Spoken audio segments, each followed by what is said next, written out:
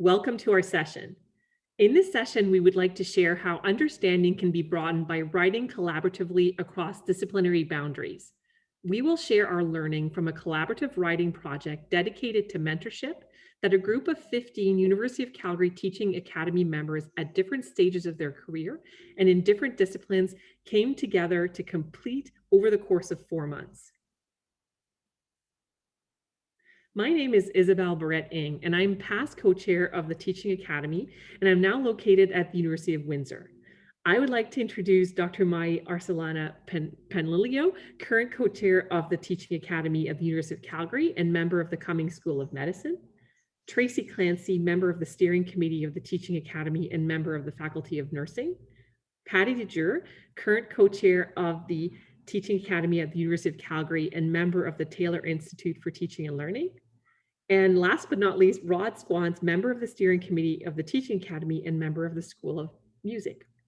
We would like to take this opportunity to acknowledge the traditional territories of the people of the Treaty 7 region in southern Alberta, where this work took place, which includes the Blackfoot Confederacy, comprising the Siksika, Piikani, Kainai First Nations, the Tsuut'ina First Nation, and the Stoney Nakoda, including the Chiniki, Bearspaw, and Wesley First Nations. The City of Calgary is also home to Métis Nation of Alberta Region 3. First, let me share with you some more information on the Teaching Academy at the University of Calgary. The Teaching Academy is a community of educational leaders who influence change and strengthen a teaching and learning culture at the University of Calgary and beyond. As the Teaching Academy has grown, its members sought ways in which to more formally contribute to the teaching and learning culture at the University of Calgary, but also do so in ways in which its members could obtain professional development and grow both their teaching and educational leadership practices. To accomplish this, the Teaching Academy formed a community of inquiry, and through the process engaged in a collaborative writing project that resulted in the creation of a mentorship guide for teaching and learning in higher education. Our resulting community of inquiry and the collaborative writing project that derived from it align well with the community of inquiry theoretical framework articulated by Garrison in 2009. Through the process of creating this community of inquiry, meaningful learning occurred through the presence of 3 interconnected elements: social presence, teaching presence, and cognitive presence. According to Garrison, 2009, social presence is the ability of participants to identify with the community, communicate purposefully in a trusting environment, and develop interpersonal relationships by way of projecting their individual personalities. Teaching presence is defined by Anderson et al. 2001 as the cognitive and social processes used to achieve meaningful learning. And finally, cognitive presence is defined by Garrison et al. 2000 as the extent through which a learner can construct meaning through reflection and discourse. We're proud as Teaching Academy members to have accomplished these 3 elements within our community of inquiry. So why select mentorship as the topic of our collaborative writing project? We really like the following quote on mentorship. Even upon the waters of trial and tribulation, by building the ships of kinship, fellowship, leadership, and mentorship, we become unsinkable. Mentorship was early on recognized by Teaching Academy members as being invaluable to our individual successes and also something in which each of us wanted to engage in. So what is mentorship? What we've seen is that because of shifting roles in the academic context, this has meant that boundaries between mentors and mentees are often in continuous flux. What we also see is that the descriptions of mentors and mentees in teaching mentoring relationships are rich, they're nuanced, they're serendipitous, but they're also constantly evolving. The Mentorship Guide for Teaching and Learning was published by the Taylor Institute for Teaching and Learning in 2019. As mentioned earlier, 15 members of the Teaching Academy from different ranks and disciplines worked together to write and publish the guide. The guide has a focus on student learning and explores what is mentorship, how to assess readiness for mentorship, how to initiate mentorship, how to develop and sustain mentoring relationships, and also deals with mentoring transitions. We showcase the different aspects of mentorship as a circle, since readers of the guide can consult the guide by starting at any of these elements. The guide is practical, containing many worksheets that can be used by the reader in alignment with the Teaching Academy's wish to design a tool that would support and amplify the importance of mentorship.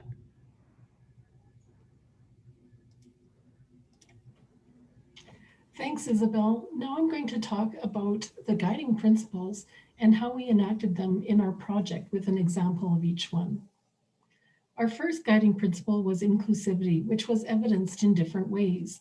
The Teaching Academy includes people in different roles, such as faculty members, staff, graduate students, and teaching assistants. We wanted the mentorship guide to be inclusive of these roles, as well as not focus solely on academic staff. There are also different ways to mentor others, other than a one-on-one peer-to-peer model, so we included these other models of mentorship in our guide. The second guiding principle, collaboration, was incorporated in each stage of the process. Everything we did, from brainstorming to initial writing, providing feedback, revisions, and now presenting at conferences, was a collaborative effort. Our third guiding principle was incorporating peer feedback, and we will speak more about this later on in the presentation. Fourth, we wanted our guide to be evidence-based, which of course required examining the literature to see what others had to say on the topic. Fifth, we wanted to incorporate our wisdom of practice to complement the literature. We've all had formal and informal mentoring experiences that bring richness to the topic, allowing us to contribute from different perspectives. The last guiding principle I'll talk about is that we were both product and process oriented. So while it was important for us to create a guide that was helpful to others, we also wanted to make connections with colleagues across disciplines and enhance capacity for teaching and learning excellence across campus through creating this guide. And now I will hand things over to Rod to talk about the writing process. Thanks, Patty. Our process for writing the guide was highly collaborative, where every author had a hand in shaping every word of every section. It was a fluid process throughout, always subject to input from all participants. And while we did plan the process as we went, it was never strictly fixed. This allowed everyone to share in both the development of content as well as the design of the process as it unfolded. So the idea for the guide was first floated in a meeting of the Teaching Academy Leadership Committee. And that led to a dedicated meeting of the Leadership Committee to discuss what a mentorship guide might look like and how we might do it.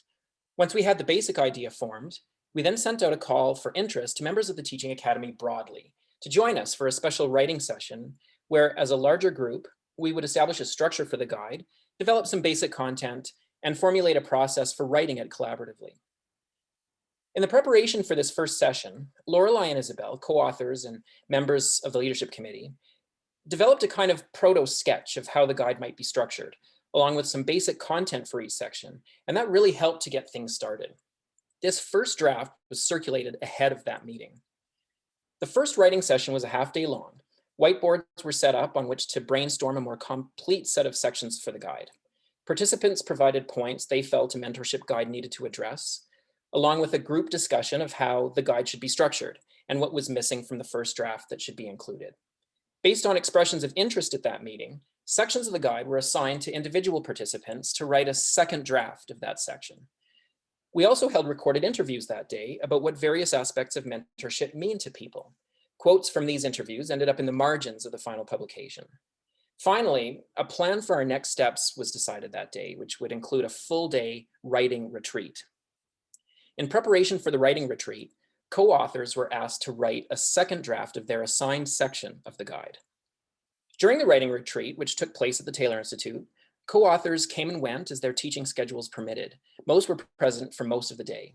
Sitting in a circle, the group read through the second draft sections prepared by individuals and edited and reworked them section by section. Each section was discussed and changes made by the full group. We also set up whiteboards for each section with points to be addressed on sticky notes placed on each board. Co-authors moved from board to board to add content, move content around, sometimes to a board where it fit better, and to eliminate redundant content that appeared in multiple sections.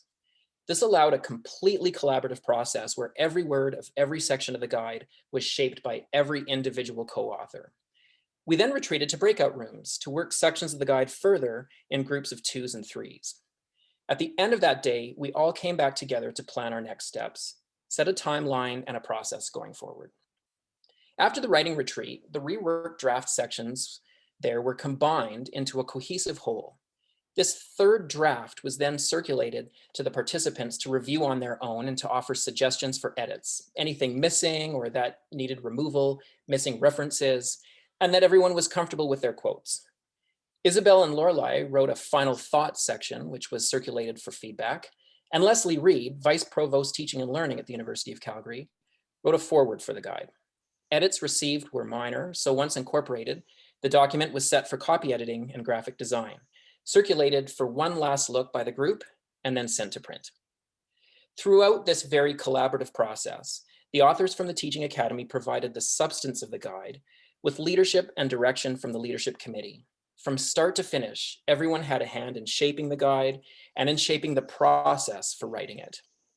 So now I'll hand things off to Mai, who will discuss the benefits of collaborative writing. Thank you, Rod.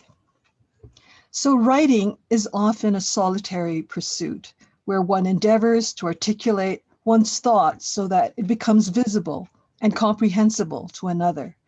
In collaborative writing, each writer still tries to communicate their ideas in the clearest possible way, but with the added dimensions of having a common purpose for one's writing and a shared commitment to the process that would avail of the experience and wisdom of multiple authors to produce a coherent document. So as we reflected on writing the mentorship guide, we identified benefits to collaborative writing that redounded to the quality of the finished product and the richness of our experience as co-authors. And these benefits are listed on the slide. So writing collaboratively allowed us to include different voices and perspectives in the guide, broadening its reach and applicability in various contexts. Writing collaboratively removed barriers that might have existed with authors coming from different disciplines and at different stages in their careers. Mutual respect and recognition of the value that each author brought to the table were, of course, vital to breaking down those walls. As you work together, reading one another's drafts and making suggestions and edits, we learned from one another in a space that encouraged open and honest discourse. The writing process is ever an invitation to self-reflection. Now, done in a collaborative way, writing becomes an opportunity to examine our own assumptions in light of what we had seen and heard from our co-authors. Writing collaboratively helped to build community, involving those who typically did not engage with the Teaching Academy. And connections made during the writing process were points of contact that could be sought out and reestablished to forge new collaborations and new initiatives. On the practical side, writing collaboratively distributed the workload and reduced the burden on any one author. Finally, writing collaboratively as authors from different disciplines and at different career stages was itself an exercise in mentorship, the mentorship of equals. And now, here's Tracy, who'll go over lessons learned and recommendations. Thanks, Mai. In follow-up to what my colleagues have shared, the logistics of bringing together a diverse community of faculty to engage in a collaborative effort such as this does not come without challenges. Having learned through this experience, we offer lessons learned and recommendations, starting with good project management. This begins with articulating a clear vision of the purpose of the project and communicating well-defined expectations of participation. Establishing a process to guide the collaborative discussions in writing was essential to ensure diverse perspectives were honored, mitigate duplication of effort, and most importantly, to promote trust amongst the collaborators. The level of trust established through the writing process was important, as with this number of collaborators, it was not possible to have full consensus on everything. The trust established enabled us to achieve a collective goal and inform the outcome of this collaboration in a way that honors the expression, "The whole is greater than the sum of its parts." In summary, reflecting on and collectively sharing our experiences of living through the process of creating the mentorship guide informed our thinking about the process and structure relative to our next collaborative guide. As a community of educational leaders, we have come to appreciate the strengths of writing collaboratively across disciplinary boundaries as an opportunity to fulfill the values and principles that guide the work of the Teaching Academy in promoting a culture of learning and teaching in higher education.